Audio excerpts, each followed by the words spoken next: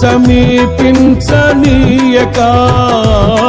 ఏ కీడైన దరి చేరనీయక ఆపదలన్నీ తొలగే వరకు ఆత్మలో నెమ్మది కలిగే వరకు నా భారము మోసి బాసటగా నిలిచి ఆదరించితివి.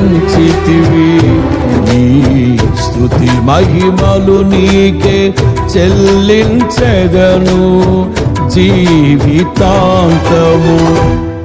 ఘనమైనవి నీ కార్యములు నా ఎడలా, స్థిరమైనవి నీ ఆలోచనలు నా యేసయ్యా.